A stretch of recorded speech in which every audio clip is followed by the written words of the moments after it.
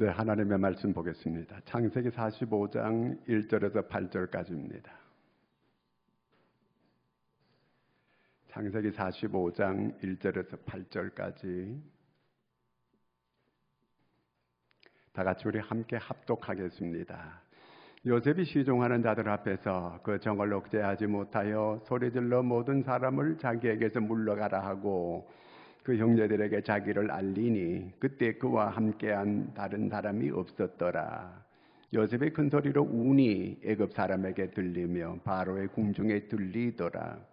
요셉이 그 형들에게 이르되 나는 요셉이라. 내 아버지께서 아직 살아 계시니까.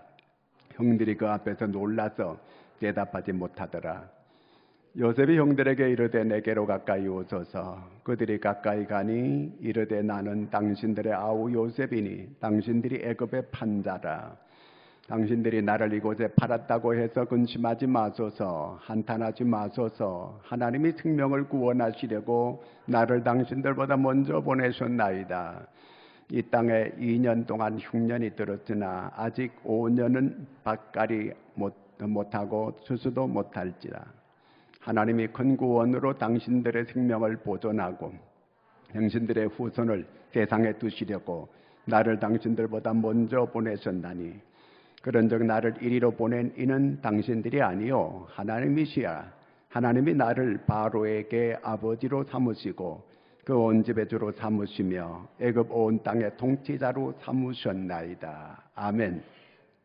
할렐루야. 금년이 다 지나가고 오늘 마지막 주에 2021년 마지막 주일입니다.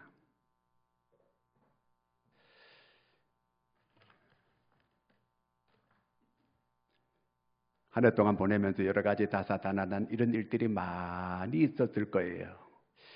자, 이제 우리가 2021년은 어떻게 우리가 이것을 잘 소화하고 해결하고 처리하느냐 따라서 새로운 해가 그야말로 진보가 될 수 있고 우리한테 좋은 한 해가 될 수 있지만 우리가 이 한 해를 잘 정리하지 못하게 되면 한 해가 우리에게는 그리 밝지 못하는 한 해도 될 수가 있습니다.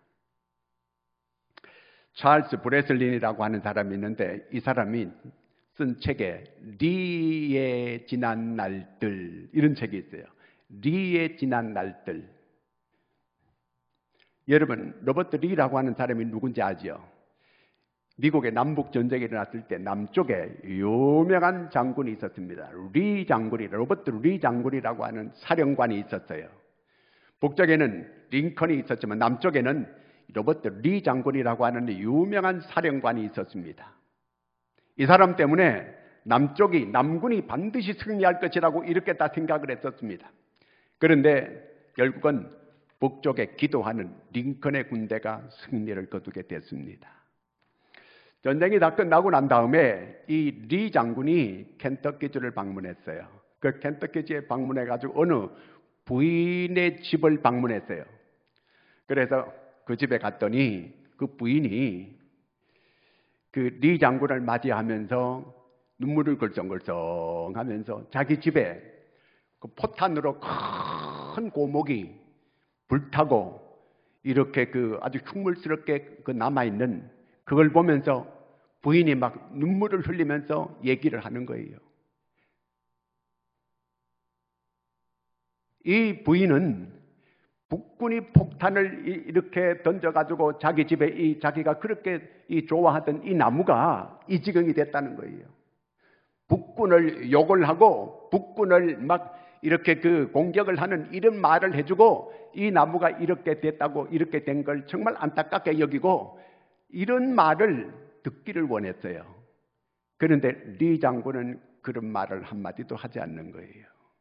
부인, 이 나무를 제가 보니까 아주 흉물스러운데 이걸 깨끗이 잘라버리고 이제 이런 생각을 다 마음에 지우시기를 바랍니다. 이렇게 얘기를 해 주었습니다. 이 나무를 계속 보면 계속해서 이 마음에 북군에 대한 미움과 증오가 있게 되고 그 마음속에 이 응어리가 계속된다면 앞으로 미래가 좋지 않다는 거예요. 우리가 여기서 받아야 될 교훈이 뭡니까? 앞으로 미래를 향한다고 한다면 오늘 우리의 발목 잡는 이러한 모든 매인 것을 다 끊어버려야 된다는 그 말입니다. 우리가 한 해 동안을 쭉 지내오면서 우리에게 이 좋지 않는 이러한 그 생각들, 이런 응어리 있는 것들, 마음의 상처가 남아있는 이런 모든 것들을 오늘부로 깨끗하게 다 정리하고 새로운 해는 새롭게 한 해를 맞이할 수 있는 여러분들이 되기를 축원합니다. 과거에 매여 있게 되면 앞으로 나갈 수가 없게 되는 거예요. 그렇잖아요. 매여 있는데 어떻게 앞으로 나갈 수가 있겠어요? 끊어야지. 그래야 앞으로 나갈 수 있지 않습니까? 저는 여자들이 아주 머리가 좋다고 생각해요. 왜 머리가 좋으냐 하면요, 과거의 걸 잘 안 잊어버려요. 당신 언제 내한테 그런 말 했지?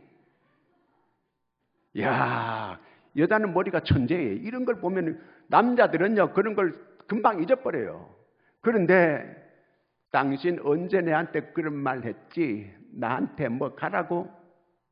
이런 말들을 이걸 꼭 기억했다가 탁 그런 말을 이렇게 내뱉는 거 보면 그 마음속에 그 응어리가 해결이 안 됐다 그 얘기거든요. 이걸 지워야 돼요. 이걸 끊어버려야 돼요. 이런 생각을 가지고 계속 살게 되면 내한테 건강에도 안 좋고 내 정신적인 이 모든 상태가 안 좋아지게 되는 거예요. 여러분 오늘부로 여러분 하나님 앞에 모든 걸 내어놓고 주의 보혈로 깨끗하게 씻으시고 새로운 것을 은혜로 가득 채울 수 있는 여러분들이 되기를 바랍니다. 거기에 하나님께서 은혜를 주십니다. 내 마음이 지저분하고 상처가 있고 여러 가지 잔재가 있게 되면 하나님께서 기도 응답도 안 되고 내 신앙생활도 제대로 안 되고 내게 감사도 있을 수가 없고 기쁨도 있을 수가 없어요. 그러므로 말끔히 오늘부로 다 씻어버려야 돼요. 오늘 이 요셉을 보게 되는데 우리가 요셉 잘 알잖아요. 요셉이 자기 친형들에게 팔렸어요. 은 20에 애굽의 종으로 팔려갑니다. 몇 살에? 17살에. 한참 감수성이 예민한 그런 때에 요셉이 애굽으로 팔려갑니다. 형들에게 애원을 했어요. 나를 이러지 말아달라고, 나를 좀 이러지 말아달라고 애원을 했지만 형들이 매몰차게 그를 죽이려고 하다가 애굽으로 팔아버렸어요. 요셉이 잘못한 게 없습니다. 잘못한 거면 내가 잘못했기 때문에 이렇게 해도 싸다 이런 생각을 할 수 있지만 요셉은 형들에게 잘못한 게 없어요. 그런데 그렇게 애원했는데도 살려달라고 나를 이렇게 했지만 그들이 그 외면하고 그 동생을 애굽으로 팔아버리고 말았습니다. 아버지를 속이고 옷을 피를 묻혀가지고 짐승에게 잡아먹겠다고 아버지도 속이고 이 못할 짓을 형들이 했습니다. 그 요셉 마음속에 그 응어리 분노 얼마든지 치밀어 오를 수 있는 거예요. 자다가도 뻘떡 일어나가지고 내가 반드시 살아가지고 고향으로 돌아가가지고 이 형들을 내가 원수를 갚으리라 이런 마음이 들 수 있잖아요.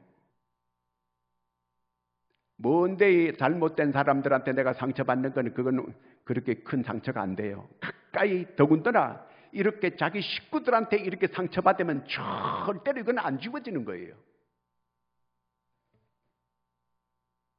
자기 아버지가 자기를 편애했다고 해서 질투해가지고 자기를 이렇게 그 형들이 종으로 팔아버리게 된 거거든요. 애굽으로 팔려갔습니다. 보디바르 집에 이제 종살이하게 됩니다. 성실하고 진실하게 잘 그 집에서 있게 됩니다.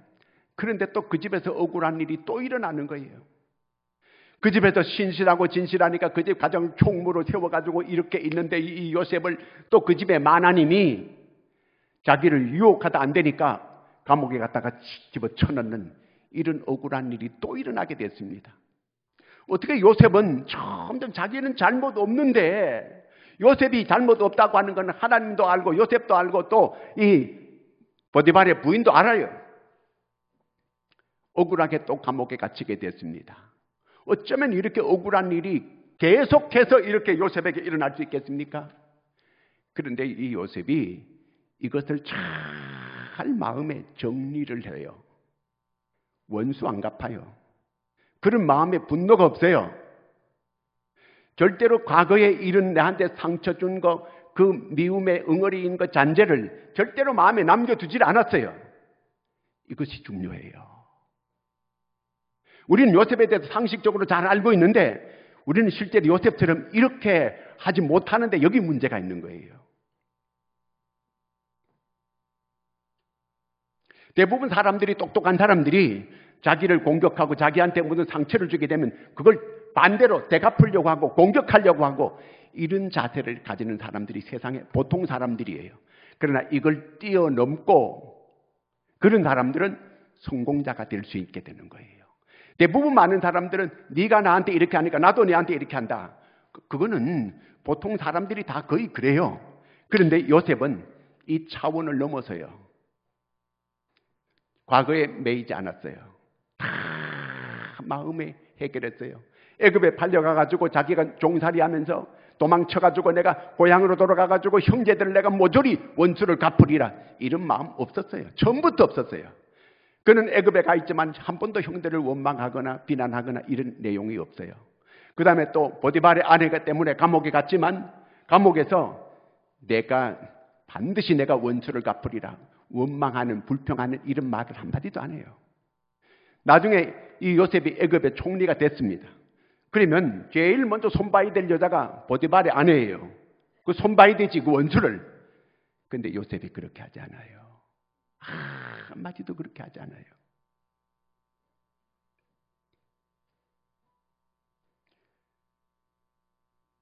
쟁기를 잡고 뒤를 돌아보는 자는 내게 합당치 않다 그랬는데 우리 그리스도인들은 뒤를 돌아보면 안 돼요. 로세처가 뒤를 돌아보다가 끊어버려야 될 걸 끊지 못하고 뒤를 돌아보다가 소금 기둥이 되어버리고 말았잖아요. 넬슨 만델라라고 하는 사람이 있습니다. 만델라.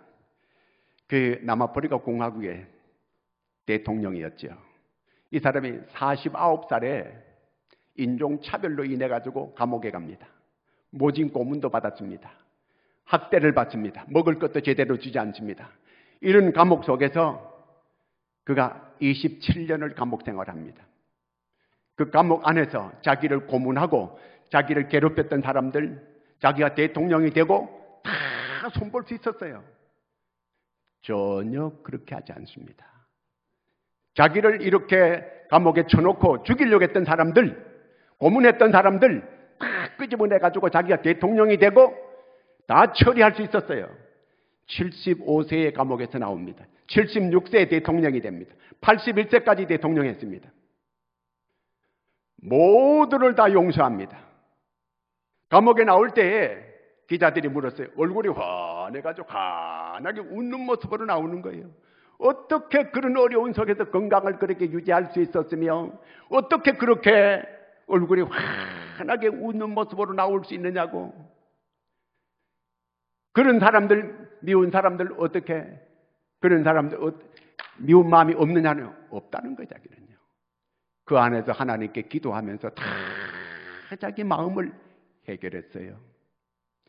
그리고 그가 78살에 대통령이 되고 모든 사람을 다 사면해 주었습니다. 모든 사람을 다 용서해 주는 거예요. 자기를 해롭게 했던 사람, 자기를 고문했던 사람들 다 용서해 주는 거예요. 노벨 평화상을 받게 됐습니다.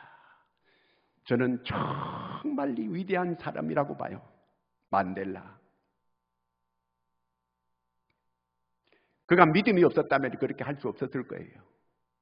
그 안에서 하나님께 기도하고 모두를 용서해 주니까 얼굴이 아주 평화로운 모습으로 나와서 그런 자기한테 해롭게 하던 사람들, 자기 밑에 있는 사람들 다 용서해주고 풀어주고 그들을 다 불러가지고 같이 잔치하고 회식하고 다 풀어주는 거예요. 애굽 사람들이, 이스라엘 사람들이 애굽에서 주님께서 그들을 해방시켰습니다. 광야를 지나가게 할 때에 그들이 계속 뒤를 돌아보는 거예요. 조금만 힘들면 애굽의 고기 까마를 생각하고 애굽으로 다시 돌아가자. 그리고 그렇기 때문에 그들은 광야에서 벗어날 수가 없었습니다. 그 고난을 계속 고난이 연장되고 그 적답골이라는 약속의 땅을 그들은 들어가지 못하는, 그 후세가 들어갈 수밖에 없는 그런 처지가 되어버리고 말게 됩니다. 그 마음속에 응어리, 분노, 그 미움, 이런 마음속의 잔재, 이게 깔아앉아 있는 사람들은 절대로 하나님의 더 큰 은혜를 경험하지 못하게 됩니다. 이런 걸 버려야 돼요. 제가 시골에 있을 때는 그 소를 먹여서 소요. 그래서 소죽을 많이 끓였거든. 소죽이 뭔지 알아요? 소여물을 이렇게 그 삶아가지고 소한테 주는 거예요. 그런데 그 꾸정물이라는 게 있어요. 꾸정물이 있는데 그걸 이제 꾸정물 담아 놓으면은 그게 밑에 찌꺼기는 밑으로 다 가라앉아요. 위는 맑아요. 맑은 물 같지만 이 뭔가 꼬챙이로 이렇게 휘저 보면요, 밑에 있는 찌꺼기들이 위로 쭉 올라와 이게요. 평상시에는 맑은 물 같아요. 오늘 우리 그리스도인이 밑에 가라앉은 이 찌꺼기가 있으면 안 돼요. 위에가 맑은 것 같으면 밑에도 맑아 있어야 돼요. 깨끗하게 하나님께 이걸 정리해야 돼요. 그러면 자기 병이 거의 낫습니다. 80, 90%가 다 치료가 되는 역사가 일어납니다. 마음을 내가 깨끗하게 정리해야 돼요. 모든 병은 이 내가 해결되지 못하는 내 생각 속에 잠재되어 있는 모든 분노, 상처, 이런 것들이 해결되지 못하고 계속 나를 괴롭히게 됩니다. 그러므로 여러분, 이것을 이제 깨끗하게 지우세요. 요셉이 그렇게 했습니다. 자기가 이렇게 총리가 되고 그 형들이 양식을 사러 이스라엘에서 내려왔어요. 형들을 다 모아가지고 불러가지고 그 앞에서 그들을 다 용서합니다. 원수를 외나무 다리에서 만나. 자기가 총리입니다. 이제 애굽에. 사실은 이제 왕은 그냥 이렇게 그냥 있는 거고 실제 권한은 요셉이 다 가지고 있는 거예요. 얼마든지 자기 형들을 원수 갚을 수 있는 기회가 왔어요. 원수 같지 않습니다. 다 이미 그 마음속에는 그 미움도 분노도 다 해결이 됐어요. 그러면 요셉은 이 사람의 감정이 없는 사람인가? 그렇지 않아요. 감정 있어요. 그런 걸 다 잊어버렸는가? 10몇 년, 13년 지나니까? 아니에요. 안 잊어버렸어요. 다 기억하고 있습니다. 그럼 어떻게 이렇게 요셉이 이렇게 용서가 되어지게 되고 그들을 잘 받아들이게 되고 이렇게 할 수 있었는가? 그거는 이 모든 걸 하나님의 섭리로 받아들이는 거예요. 하나님의 경륜으로 받아들이는 거예요. 이거는 하나님의 계획 속에 이 모든 일이 있었다고 그렇게 믿는 거예요. 여러분, 하나님의 허락 없이는 어떤 일도 일어나지 않습니다. 그렇다면 모든 게 하나님의 섭리 가운데 있다는 것입니다. 하나님의 계획 속에 이 모든 것이 있었다는 겁니다.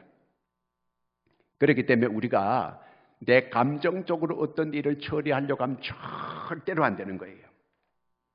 저쪽에서 미워하니까 나도 미워하고 저쪽에서 나를 이렇게 하니까 나도 그렇게 하고, 이거는 세상 사람들하고 똑같은 사람이에요. 요셉이 감정이 없었는가? 있어요. 2절 같이 읽겠습니다. 2절 시작. 요셉이 큰 소리로 우니 애굽 사람에게 들리며 바로의 궁중에 들리더라. 요셉이 지금까지 마음속에 있었던 게 막 북받쳐 올라오는데 얼마나 크게 우는지 궁궐까지 바로의 집까지 이렇게 다 들리게 됐다는 거예요. 감정이 있었어요. 사람들이 예수님은 감정도 없었는데 예수님도 감정이 있었어요. 나사로가 죽었을 때에 와가지고 우셨어요. 예루살렘 성을 바라보고 예수님은 우셨어요. 앞으로 이 예루살렘이 돌 위에 돌 하나 남지 않고 망하게 될 걸 예수님은 다 내다보고 있었어요. 예루살렘아, 예루살렘아. 40년 후에 로마가 쳐들어와가지고 이 예루살렘을 다 찢겨 놨습니다. 105만 명이 죽었습니다. 완전 씨가 말랐어요, 예루살렘이요. 그런 걸 미리 바라보고 예수님은 우셨던 거예요. 감정이 있었어요, 예수님이요. 자, 이렇게 요셉도 이런 감정이 있었어요. 보디발의 아내도 다 용서했어요. 이미요. 해결했어요. 죄 없는데 모든 일어난 일들은 하나님의 역사가 있는 거예요. 그러므로 내가 죄 없는데 이런 사건이 자꾸 일어나는 것은 하나님이 뭔가 계획하심이 있다. 그렇게 믿고 기다려보면 돼요. 하나님께서 어떻게 지금 이렇게 역사하는가. 요셉은 이걸 하나님의 섭리로 받아들이는 거예요. 자기가 죄가 있어가지고 이렇게 애굽에 팔린 거야. 자기 죄 때문에 그렇다고 하지만 요셉은 죄가 없어요. 또 보디발의 아내한테도 자기 잘못한 거 없어요. 그런데도 감옥에 간 거는 이거는 하나님의 섭리라는 거예요. 이거는 하나님의 계획이 있다는 거예요. 그러므로 그걸 절대로 미워하거나 원망하거나 원수 갚으려고 하거나 그런 마음이 그래서 없는 거예요. 원수 갚기 전에 이미 그 마음속에 다 해결이 된 거예요. 왜? 하나님의 섭리로 받아들이게 되니까. 어떻게 하나님의 섭리로 받아들이게 됐는가? 45장 5절을 읽습니다. 당신들이 나를 이곳에 팔았다고 해서 근심하지 마소서. 한탄하지 마소서. 하나님의 생명을 구원하시려고 나를 당신들보다 먼저 보내셨나이다. 하나님이 보냈다는 거예요. 하나님의 뜻으로 받아들이는 거예요. 하나님의 경륜이 있다는 거예요. 하나님의 계획이 있다는 거예요. 하나님이 계획이 있어서 나를 여기 보냈다는 거예요. 왜? 내가 잘못 없는데 이런 일이 일어나는 것은 하나님의 계획하심이 있다. 그 얘기죠. 하나님이 어떤 계획이 있는가? 7절 읽겠습니다. 하나님이 큰 구원으로 당신들의 생명을 보존하고 당신들의 후손을 세상에 두시려고 당신들보다 먼저 보내셨나니 당신들의 후손을 구원하려고 우리 모든 식구를 이 가뭄에 구원시키려고 우리 식구들을 살리기 위해서 하나님이 나를 먼저 여기 보냈다는 거예요. 당신들이 팔기는 파는 건 맞아. 그렇지만 하나님이 이런 시나리오를 만들어가지고 나를 여기 보내게 이렇게 했다고 받아들이는 거예요. 우리 식구를 살리기 위해서 나를 먼저 하나님이 보냈다. 이렇게 받아들이는 거예요. 하나님의 섭리라는 거예요. 그게. 그 다음에 보디발의 아내 때문에 자기 감옥 갔잖아요. 보디발의 아내 때문에 자기 감옥에 간 것도 이것도 하나님의 섭리로 받아들이는 거예요. 왜냐하면 이 요셉이 감옥에 안 갔으면 거기에 바로의 술 맡은 관원장과 떡 굽는 관원장을 만날 수 없었어요. 거기 안 가면. 거기서 이 떡 굽는 관원장, 술 맡은 관원장이 바로한테 죄를 짓고 이 궁중 감옥에 갇힌 거예요. 그런데 그 감옥에 바로 그 방에 이 요셉이 가게 됐거든요. 그래서 그 사람들하고 같이 얘기하면서 국정을 다 거기서 공부하게 되고 그리고 애굽의 총리가 될 수 있게끔 하나님께서 그 안에서 요셉을 정치 훈련을 다 시키는 거예요. 앞으로 총리 해먹을 이걸 거기서 공부하게 만들고 그리고 이제 그 두 사람에게 꿈을 꾸게 만드는 거예요. 떡 굽는 관원장, 술 맡은 관원장이 꿈을 꿨는데 이 사람들이 얼굴빛이 이상한 거예요. 요셉이 왜 그러시냐고 물어봤더니 꿈을 꿨는데 이게 무슨 뜻인지 몰라서 그렇다는 거예요. 그 꿈 해몽은 하나님께서 할 수 있습니다. 그래가지고 꿈 해몽을 해주는 거예요. 3일 후에 술 맡은 관원장은 복직되고 또 떡 굽는 관원장은 나무 위에 달려서 새의 밥이 될 것입니다. 그대로 된 거예요. 그러다가 이 술 맡은 관원장은 복직이 돼가지고 궁궐에서 이제 비서실에서 왕의 술을 잘 이렇게 대접하는 이런 일을 하는데 바로가 꿈을 꾼 거예요. 그러니까 그 꿈 해몽을 못해가지고 이 바로가 쩔쩔매는데 폐하 걱정하지 마시기 바랍니다. 꿈 해몽 잘하는 사람 전에 내 꿈을 해몽해주는 사람이 있는데 그 요셉인데 감옥에 있습니다. 그를 데려오라 그래요. 머리를 깎아가지고 옷을 새롭게 입혀가지고 요셉을 데려와가지고 꿈 해몽을 하라고 하니까 꿈 해몽은 제가 하는 게 아니고 하나님께서 이것을 알려주시면 하는 겁니다. 그래서 기도하고 꿈 해몽을 해주는 거예요. 그러면서 앞으로 나라에 큰 풍년이 7년 있게 될 것입니다. 그리고 난 다음에 또 다음 해부터는 7년 또 흉년이 크게 있게 될 것입니다. 네가 총리를 하거라. 그래가지고 요셉이 총리가 된 거예요. 그러면 거기서 술 맡은 관원장, 또 굽는 관원장, 거기 감옥에 안 갔더라면 그 사람들 어떻게 만나요? 바로한테 어떻게 꿈을 해몽해 줄 수 있겠어요? 다 이게 하나님의 시나리오예요. 하나님의 섭리요.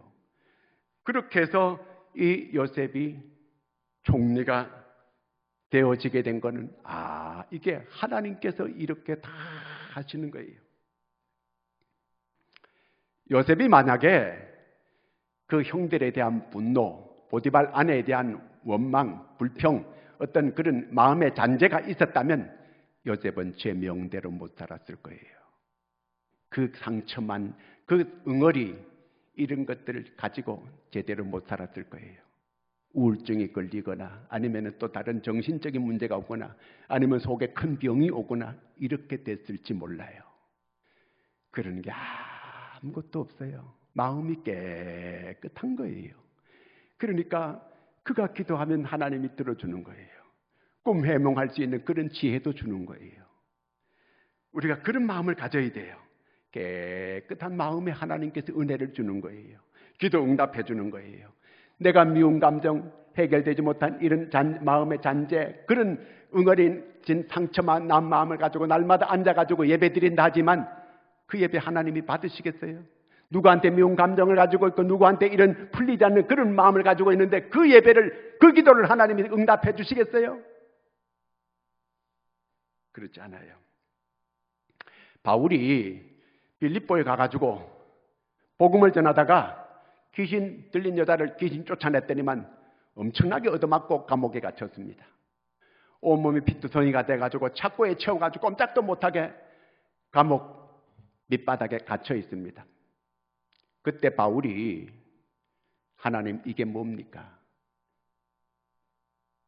나를 불러가지고 이렇게 이방의 하나님의 사도로 쓴다고 이렇게 해서 이렇게 이 복음 전하러 왔는데 이 복음 전할 사람을 갖다가 이렇게 개 패듯이 얻어맞게 하고 이렇게 감옥에 갇혀가지고 이렇게 복음도 못 전하게 이렇게 만들고 이러려고 하나님이 나를 불러가지고 이렇게 나를 이렇게 이런 데 보냈습니까?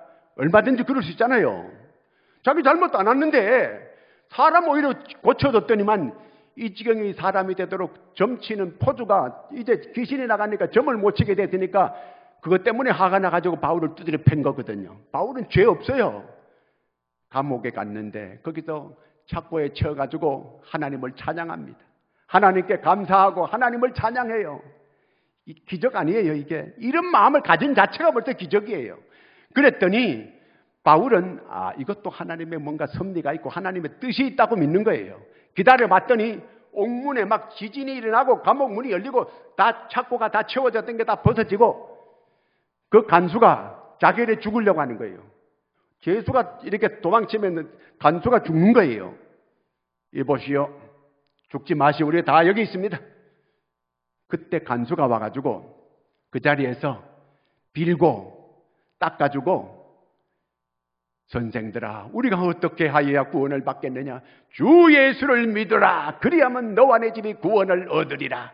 온 식구들이 그 바울이 세례주고 다 예수 믿고 그 가정들이 구원받는 이런 역사가 일어났습니다. 할렐루야. 하나님의 이 역사가 있는 거예요. 그러니까 내가 잘못 없는데 이런 어려운 일이 있고 사건을 만나게 되면 기다려보세요. 거기에 하나님의 놀라운 계획이 있는 거예요. 세상에 그 간수대 가정들이 다 구원받는 이런 역사가 일어나리라고는 상상도 못했는데 그 집이 구원받게 하려고 이런 일들이 있게 이렇게 만든 겁니다. 우리는 미래지향적인 사람이 돼야 돼요. 우리가 발에 뭔가 묶여가지고 과거에 묶여가지고 앞으로 나가지 못하면 그러면 미래가 없는 사람은 가장 불쌍한 사람이 되는 거예요. 미래를 향하여 나가려고 하는 사람, 앞으로 소망과 희망과 비전을 품은 사람들은 요셉과 같은 사람이 돼야. 요셉은 늘 어려서부터 꿈을 얘기하는 거예요. 비전을 얘기하는 거예요. 여러분, 부모가 자녀들에게 꿈과 비전을 자꾸 줘야 돼요. 격려해 주는 거예요. 너는 앞으로 하나님께 크게 쓰임받을 사람이다. 하나님이 너는 앞으로 크게 있을 사람이다. 자꾸 미래의 비전과 꿈을 심어주는 이런 부모가 되어야 돼요. 요즘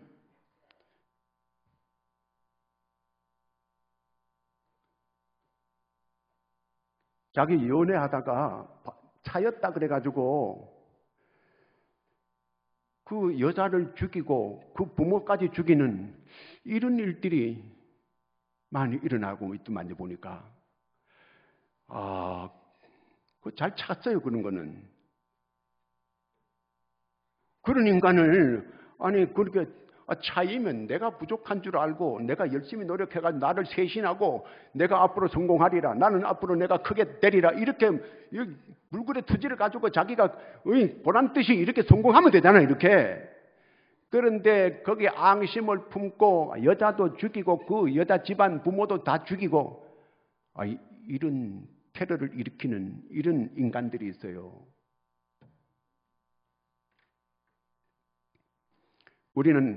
우리나라 군인들이 옛날에 명호부대, 청룡부대, 월남 가가지고 월남 사람들한테 못할 짓을 너무 많이 했습니다.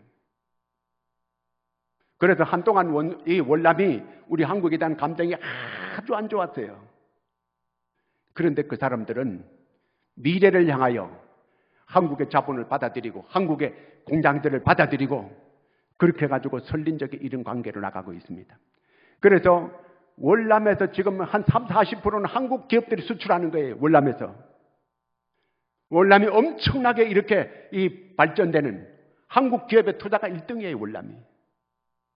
만약에 그들이 과거를 앙심을 품고 한국을 안 받아들이고 한국 기업들을 안 받아들였더라면 그런 이 역사가 오지 않았어요. 그런데 그들은 그걸 끊었어요. 과거를 덮었어요. 한국 기업을 받아들였어요. 전에 김일성이가 그런 얘기했어요. 한국은 갓을 쓰고 있는데 갓끈을 이렇게 2개 메고 있다는 거예요. 메고 있는데 한쪽 갓끈만 끊게 되면 한국은 갓이 벗어진다는 거예요. 갓끈 논리를 폈습니다. 그래서 일본 갓끈 하나, 미국 갓끈 하나가 딱 붙잡고 갓을 쓰고 있다는 거예요. 한쪽만 끊으면 이 한국의 갓은 벗어진다는 거예요. 그래서 어떻게 하든지 일본하고 적대 관계를 만들고 아니면 미국하고 적대 관계를 만들든지 이걸 만들려고 했습니다. 그런데 북한이 보기 좋게 우리는 자꾸 일본을 적대시합니다. 물론 일본이 우리한테 정말 잘못했어요. 그렇지만 일본이 잘 사는 나라였기 때문에 우리는 일본 기술을 계속 갖다 뻗겼습니다. 그 반도체도 일본에서 기술을 가져왔어요. 일본 기술이 지금도 이 우리나라보다가 한참 앞서가는 게 얼마나 많은지 몰라요. 우리는 일본을 극일해야 돼요. 일본을 적대시하고 일본을 미워하고 일본하고 원수치면 절대로 안 돼요. 이거는 김일성의 논리예요. 갓끈을 끊으면 한국 갓은 벗어진다. 우리는 이웃하고 잘 지내야 돼요. 자꾸 과거를 자꾸 메어놓고 미래지향적인 이런 나라를 만들어 가야 되는 거예요. 정치인들이 어떻게 하면 표 하나 더 얻을까 해가지고 일본하고 자꾸 이렇게 적대관계, 매국노라고 만들고, 물론 일본이 잘못했어요. 그렇지만 우리도 다 알고 있고 그들도 알고 있어요. 더 이상 감정적인 일은 하지 말고 이제는 우리가 그들을 이길 때까지 쭉 참고 계속해서 그들의 좋은 점을 받아들여야 되는 거예요. 그리고 같이 우리가 협력해서 세계로 나갈 수 있는, 그래야만 한국의 미래가 좋아지게 되는 거예요. 우리는 미래지향적인 사람이 되어져 가야 되는 것. 요셉이 바로 그런 사람이었습니다. 과거에 자기한테 그렇게 잘못했던 이러한 형들, 그 다음에 또 보디발의 아내 다 용서하고 과거를 없앴어요. 묻었어요. 다 해결했어요.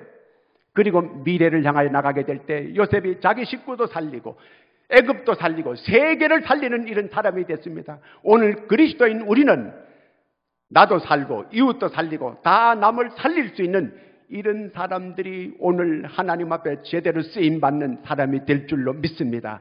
여러분 모두가 다 이런 사람 될 수 있기를 축원합니다. 기도하겠습니다. 하나님 아버지,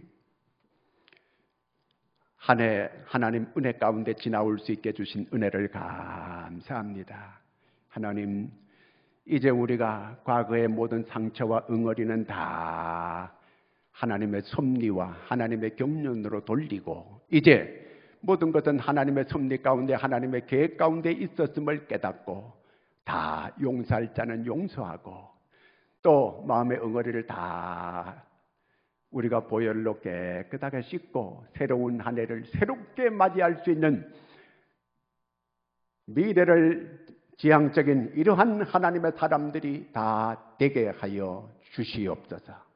예수님의 이름으로 기도드리옵나이다.